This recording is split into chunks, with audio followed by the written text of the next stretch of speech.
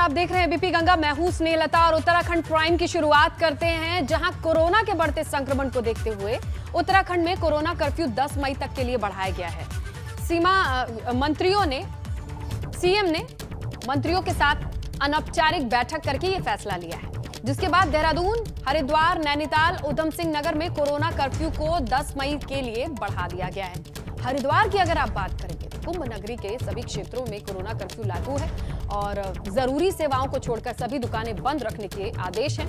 हालांकि जरूरी सेवाओं की दुकानों को भी 12 बजे तक ही खुलने दिया जाएगा, तो वहीं शादी समारोह में सिर्फ 25 लोग ही शामिल हो सकते हैं। नैनीताल जिले में भी कोरोना कर्फ्यू 10 मई तक है। यहाँ भी जरूरी सेवाओं की जो दुकानें हैं सिर्फ 12 बजे तक ही खुलेंगी। मेडिकल स्टोर होंगे, पेट्रोल पंप होंगे, गैस की सप्लाई ये जारी रहेगी।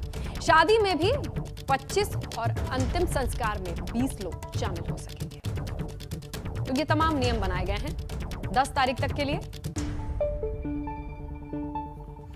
देहरादून में भी कर्फ्यू 10 मई तक के लिए बढ़ा दिया गया है। राशन की दुकानों की अगर बात करें तो गुरुवार, शनिवार के दिन ही खुलेंगी।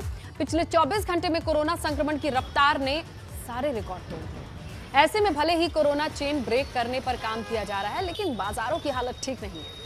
देहरादून के पलटन बाजार के हनुमान चौक से एबीपी गंगा संवाददाता रवि कैंतुरा की ये रिपोर्ट देख लीजिए आप।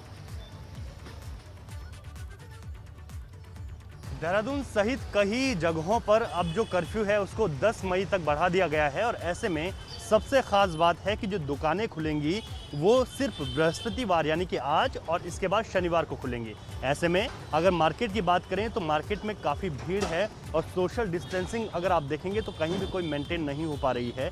सबसे बड़ी बात है क्योंकि आज अगर आप देखेंगे तो चाहे गाड़ियों की भीड़ हो, लोगों की भीड़ हो, तमाम मार्केट में जो है काफ़ी ज़्यादा देखने को मिल रही है। और अगर हम बात करें क्योंकि ये पलटन बाज़ार है और पलटन बाज़ार के भीतर जो ये मार्केट आता है, इस मार्केट में अगर हम देखें तो कहीं ना कहीं जो है लोगों की बहुत ज़्यादा भीड़ है। और चाहे दुकानों की बात करें या फिर सड़कों की बात करें तो यहाँ पर आपको बहुत ज़्यादा भीड़ देखने को ज़रूर मिलेगी। ऐसे में जिस तरीके से लगातार अगर कोरोना के संक्रमण की हम बात करें तो बढ़ता जा रहा है और कोरोना संक्रमण के बीच जो लोगों की लापरवाही है ये आने वाले समय में और ज़्यादा भारी पड़ सकती है।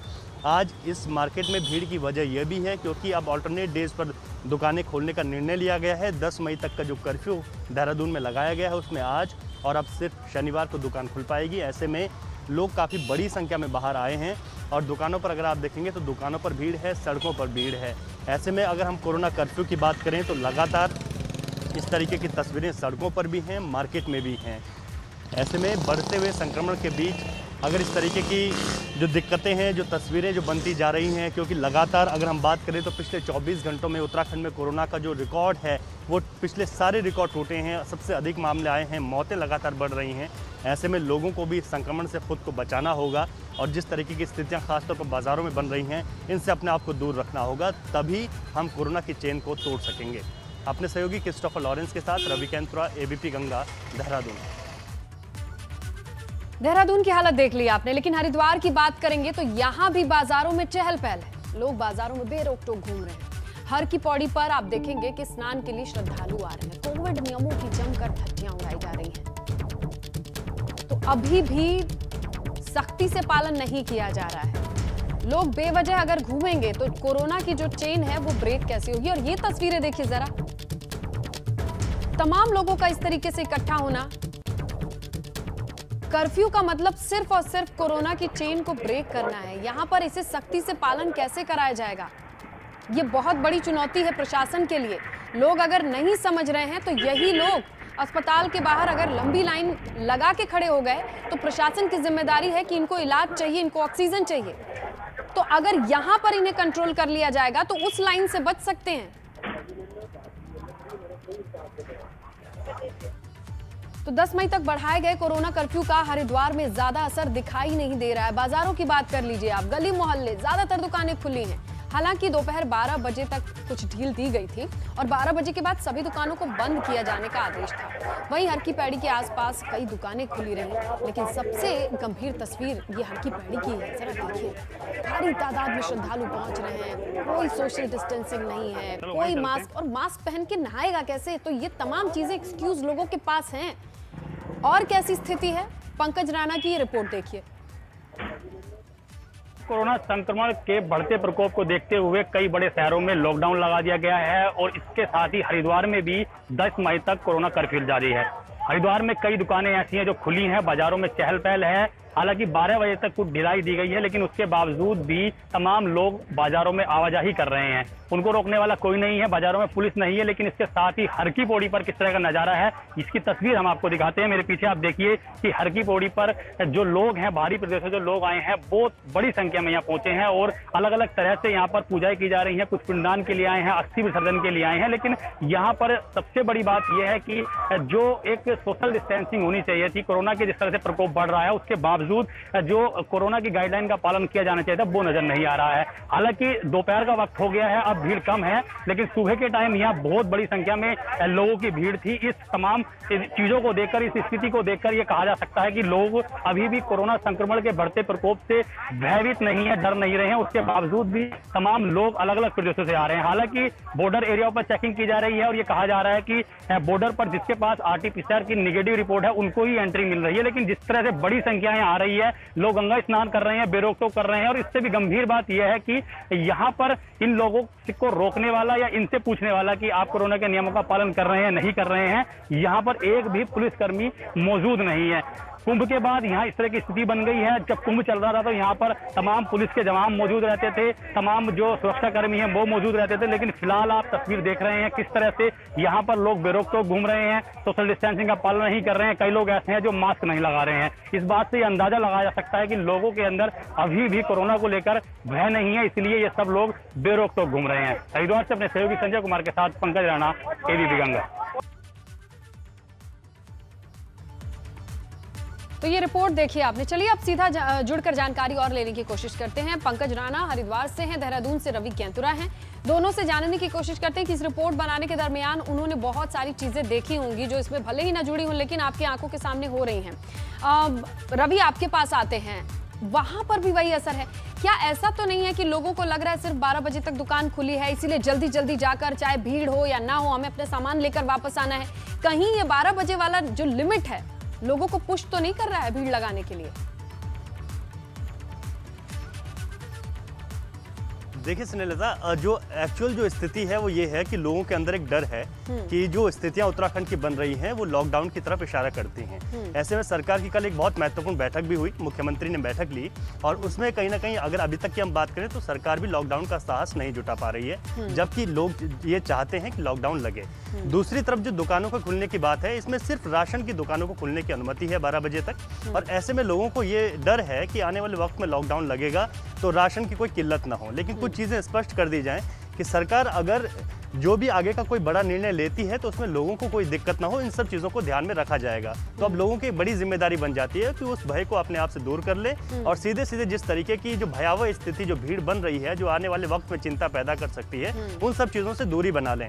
क्योंकि इस वक्त जो उत्तराखंड के हालात हैं वो बेहद चिंताजनक हैं। पिछले 24 घंटे में अभी तक के सारे रिकॉर्ड टूट गए हैं। 7,700 कुछ मामले आए हैं, 127 मौतें हुई हैं, जो कि सीधे तौर पर अब ये इशारा करते हैं कि अब घर पर रहने का जो वक्त है वो आ गया है, बेवजह बाहर नहीं निकलना है। जहां तक अगर हम स्वास्थ्य सेवाओं की बात करें तो मेडिकल स्टोर जो है पूरे दिन भर खुले रहने के लिए कहा गया है। ऐसे में किसी को कोई दिक्कत नहीं होगी। राशन की मुझे नहीं लगता कि इतनी दिक्कत है कि हर रोज आपको मार्केट आना पड़ेगा। ऐसे में शनिवार का एक दिन और भी है जब आप राशन खरीद सकते हैं। तो ऐसे में लोगों को अब बहुत ज्यादा अवेयर होने की जरूरत है। दूसरी तरफ अब ये भी मान लीजिए कि उत्तराखंड की जो स्वास्थ्य व्यवस्थाएं हैं, जो जितनी अभी जरूरतें हैं और जितने संसाधन है वो जरूरतों के हिसाब से बहुत कम है। लोगों को ये मान लेना चाहिए कि अगर स्थिति अस्पताल जाने की आती है तो दिक्कतें बहुत ज्यादा हैं। बेड नहीं मिल रहे हैं, ऑक्सीजन की कमी है, अगर ऑक्सीजन है तो सिलेंडर नहीं है, ICU बेड नहीं है, वेंटिलेटर नहीं है। लोग इन सब चीज़ों को समझ जाएं। हमारे पास सिर्फ एक ही विकल्प है कि हम घर पर रहें, सुरक्षित रहें। और मुझे लगता है कि अभी कुछ दिन हम ये सहयोग कर सकते हैं। इतनी स्थितियां नहीं है कि हमें बाहर निकलना ही निकलना है। तो ऐसे में लोगों की एक बहुत बड़ी लापरवाही है। हम ग्राउंड पर हैं, लगातार ये दिखा रहे हैं लोगों को और ये अवेयर करने की कोशिश भी कर रहे हैं कि वो इतनी बेवजह भीड़ ना बनाएं। कई लोग हमें मिले हैं जिन्होंने भले ही कैमरे पर बात न की हो, लेकिन वो कई लोग बेवजह जो है बहुत छोटे से सामान लेने के लिए दुकानों की तरफ प्रशासन के लोग कहाँ हैं? यहाँ पर जितनी देर ये फुटेज चल रहा है रवि, इसमें कहीं भी कोई पुलिस वाला नहीं दिख रहा है, कहीं कोई रोकते टोकते या सख्ती के लिए या चालान काटते जैसे पिछले साल हमने तस्वीरें देखी थी। और दुकानदार भी नहीं बता रहे हैं कि भाई सोशल डिस्टेंसिंग नहीं तो सामान नहीं, जैसे कि पिछले साल मुहिम चला करती थी। इस बार लोग अपने आप से इनिशिएटिव नहीं ले रहे हैं, ना ही प्रशासन की तरफ से सख्ती का असर दिखाई दे रहा है। जी बिल्कुल, आपने सही कहा है कि एक तो लोगों को खुद अवेयर होना है और दूसरी तरफ प्रशासन की सख्ती जो कहीं ना कहीं अब कम दिखाई दे रही है, उस सख्ती को बढ़ाने की आवश्यकता है। हालांकि जो पुलिस का कहना है, उनका कहना है कि सख्ती के साथ 10 मई तक कर्फ्यू बढ़ाया गया है, बिल्कुल उसका रवि, आप पालन कराया जाएगा। लेकिन प्रशासन के लोगों से भी मिलते हैं तो पूछिए कि क्यों नहीं पुलिस को, अगर नहीं लोग समझ रहे हैं तो यही लोग अस्पताल के बाहर लाइन लगा देंगे और वहां पे फिर संभालना बहुत मुश्किल हो जाएगा। तो क्यों ना यहीं पर सख्ती से निपट लिया जाए। अभी भी वक्त है इन तस्वीरों से देख के सचेत हो जाएं। हम चलिए पंकज का रुख करते हैं। पंकज ने जो तस्वीरें दिखाई हैं वो तो और टेंशन में डालती हैं, उसे देख के तो डर ही लग रहा है। हालांकि हर की पैड़ी पर लोगों की भीड़ क्यों है पंकज, ये हम समझ सकते हैं। जैसे जैसे शमशान में अनगिनत चिताएं जो गिन नहीं पाए हैं, उन्हीं का पिंडदान करने के लिए तमाम लोग आ रहे होंगे। हर की पौड़ी पर भीड़ तो समझ में आती है, लेकिन प्रशासन कहाँ है लोगों को समझाने के लिए?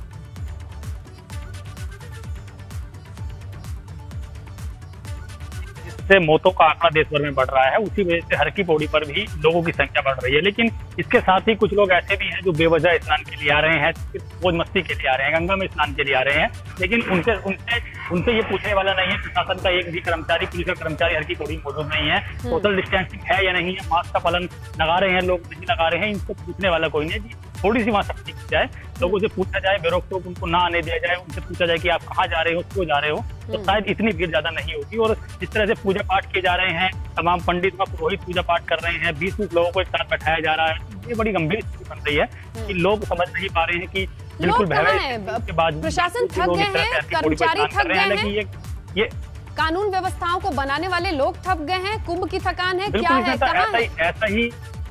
ऐसा ही लग रहा है।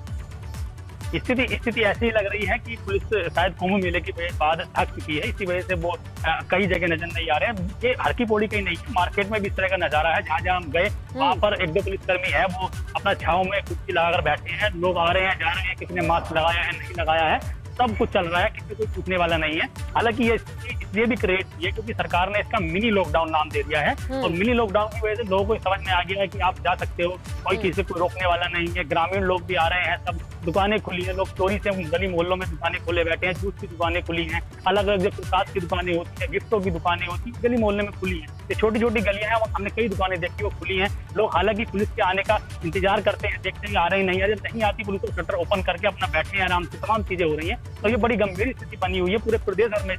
हरिद्वार में स्थिति बनी है क्योंकि यहाँ पे दूसरे प्रदेशों के लोग आते हैं, खरीदारी करते हैं। कितने लोगों की तैनाती अमूमन रहती है चौकियों पे आसपास, मेन मार्केट वहीं, और कोरोना काल में कितनी बढ़ी है ये तैनाती? कुंभ के जाने के बाद कुछ नजर रखा है जहाँ पे लोगों की जिम्मेदारी रहती है? पुलिसकर्मी जब इसने देखिए, बिल्कुल इसने देखिए, जब कुंभ चल रहा था तो यहाँ पर पूरे प्रदेश से पुलिसकर्मी आए थे और किसी को भी कहीं भी जाने नहीं दिया जा रहा था, मास्क का पालन कराया जा रहा था। यहाँ पर वॉलंटियर थे, वो अलग अलग जगह लोगों को सूचित कर रहे थे, उनको बता रहे थे कि आप मास्क लगाइए। लेकिन यहाँ पर अब पुलिसकर्मी नजर नहीं आ रहे हैं, हालांकि वो चौकियों में बैठे होंगे या अपना काम निपटा रहे होंगे, क्योंकि पुलिस के काम और भी कई सारे काम होते हैं, कोरोना की ड्यूटी को लगे हुए हैं। लेकिन जिस तरह से एक सख्ती बरतनी चाहिए थी, जो कर्फ्यू में नजर आना चाहिए था, वो नजर नहीं आया। हमने 100 आईसीयू बेड बना लिए हैं, ये सोचकर 1000 लोगों को खुला नहीं छोड़ सकते। स्वास्थ्य व्यवस्थाओं के चरमनारे में देरी नहीं लगती। आस पड़ोस के राज्यों से देखें और सीखें, चाहे कितनी भी जनसंख्या क्यों ना हो, हर एक इंसान के लिए नहीं संभव है ये सारी व्यवस्थाओं को दुरुस्त कर पाना। इन तस्वीरों से प्रशासन को सीखना पड़ेगा, चेतना पड़ेगा, वरना वक्त और तस्वीरें बदलती देरी नहीं लगती हैं। अब यहाँ पर कितने तरीके से डिप्लॉय किया जाएगा, कितने जल्दी पुलिस आकर लोगों को समझाती है, रोकती है, जैसे भी हो काम बने, लोगों को घर में बैठाने का करती है या नहीं, इस पर नजर आप दोनों बनाए रखिएगा। आप दोनों का शुक्रिया, अपना भी ध्यान रखिएगा। इस रिपोर्ट के लिए, तमाम जानकारी के लिए। देहरादून से आई बड़ी खबर, जहां पर कांग्रेस नेता कार्यालय में उपवास रख रहे हैं स्वास्थ्य व्यवस्थाओं को लेकर। कहते हैं कि सरकार कोरोना संक्रमण को रोकने में फेल रही है और इसीलिए हम एक दिन का उपवास रखकर ये विरोध प्रदर्शन करते हैं, हम आपत्ति जताते हैं। और जिस तरीके की व्यवस्थाएं हैं उसे लेकर एक दिन के उपवास पर चली गई है।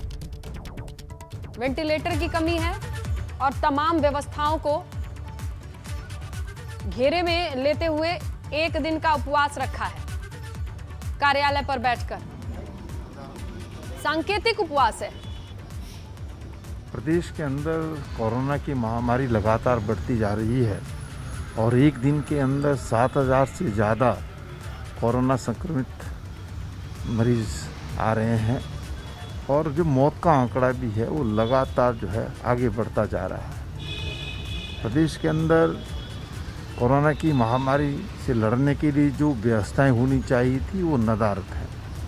ना ऑक्सीजन बेड उपलब्ध हो रहे हैं, ना आईसीयू उपलब्ध हो रहा है, ना वेंटिलेटर उपलब्ध हो रहा है, ना इंजेक्शन उपलब्ध हो रहे हैं, और जो कोरोना से लड़ने के लिए अन्य चीज़ें हैं वो सब नदारद है, काला बाजारी है, और इस काला बाजारी को रोकने में सरकार पूरी तरीके से विफल साबित हुई है।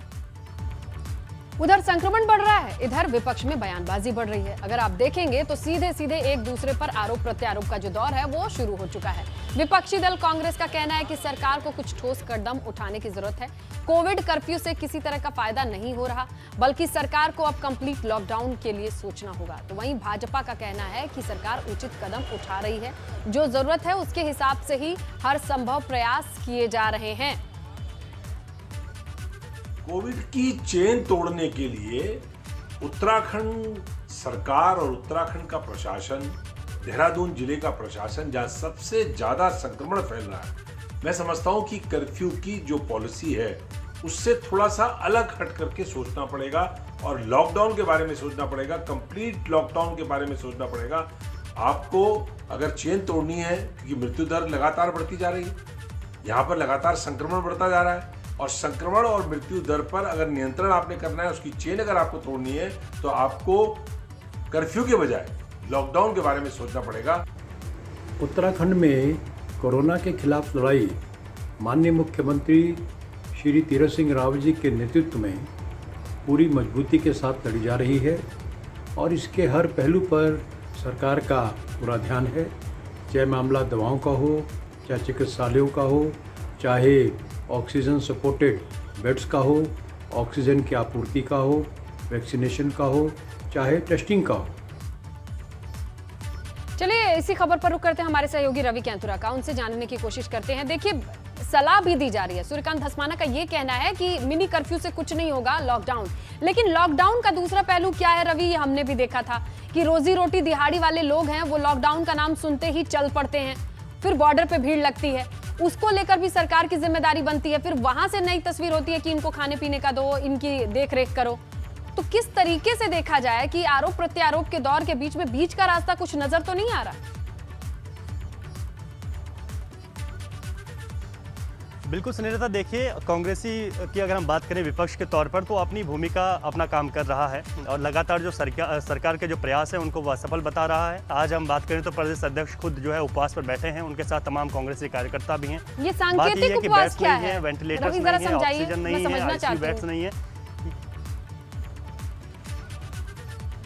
जी बिल्कुल, जो स्वास्थ्य व्यवस्थाएं हैं उन व्यवस्थाओं का पूरा चरमराना, और कांग्रेस के सीधे सीधे आरोप हैं कि जो स्वास्थ्य व्यवस्थाएं हैं उनको दुरुस्त करने पर जो भाजपा सरकार है वो पूरी तरीके से फेल है, और उन्होंने उपवास ये रखा है, मौन उपवास है, और ये जो है सांकेतिक उपवास है, माफ़ कीजिएगा। और ये वहाँ पर जो है प्रदेश अध्यक्ष के साथ तमाम कांग्रेसी कार्यकर्ता भी मौजूद हैं, और उनका यही कहना है कि स्वास्थ्य व्यवस्थाओं को जो दुरुस्त करने की बात भाजपा सरकार कर रही है वो सिर्फ हवाई बातें हैं, धरातल पर कुछ नहीं है।